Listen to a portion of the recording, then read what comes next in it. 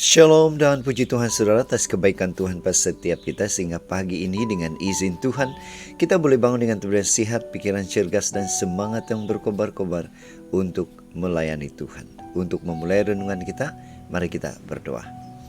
Bapa Syurgawi, terima kasih atas kebaikan-Mu karena bersama dengan kami pagi ini, sementara kami mendengar mempelajari firman Tuhan. Dalam nama Yesus kami berdoa. Amin. Saudara dan saudari yang dikasihi dalam Kristus, tajuk renungan kita pagi ini ialah yang paling penting. Apa yang paling penting dalam riwayat hidup Yesus bagi Anda? Firman Tuhan dalam 1 Korintus 15 ayat 3 mengatakan, "Sebab yang sangat penting telah kusampaikan kepadamu, yaitu apa yang telah kuterima sendiri, ialah bahwa Kristus telah mati karena dosa-dosa kita sesuai dengan kitab suci." Nah saudara, bacaan kita hari ini kita boleh baca semuanya dalam 1 Korintus 15 ayat 1 sehingga 11. Ini merupakan perkabaran Paulus kepada jemaat Korintus tentang kematian dan kebangkitan Kristus. Ilustrasi. Jika diminta menyampaikan satu hal terpenting tentang Yesus, apa yang akan kita sampaikan? Saudara, pada suatu hari saya ajukan pertanyaan ini kepada beberapa orang. Mereka memberi jawaban yang beragam dengan menyebutkan berbagai mukjizat Tuhan, juga kelahirannya yang ajaib. Semua yang mereka sebutkan memanglah saudara merupakan kisah hidup Yesus di bumi ini. Tetapi dari semua itu, mana yang paling penting bagi Anda? Nah saudara, kita perhatikan Injil.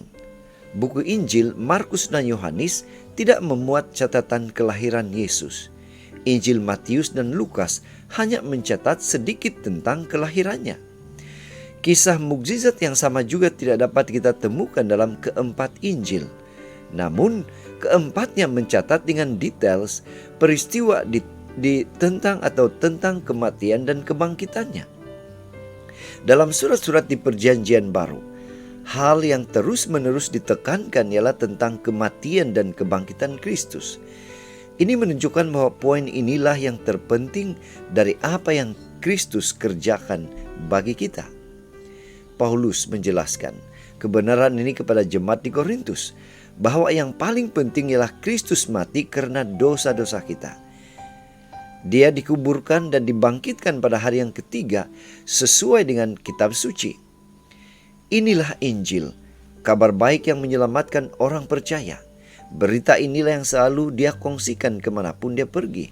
Bahkan saudara, ketika Paulus pertama kali datang ke Korintus, dia telah memutuskan untuk tidak mengetahui apa-apa di antara kamu selain Yesus Kristus, yaitu dia yang disalibkan. 1 Korintus 2 ayat 2. Kiranya saudara, kita juga memahami pentingnya kebenaran ini agar dapat membagikannya kepada orang lain.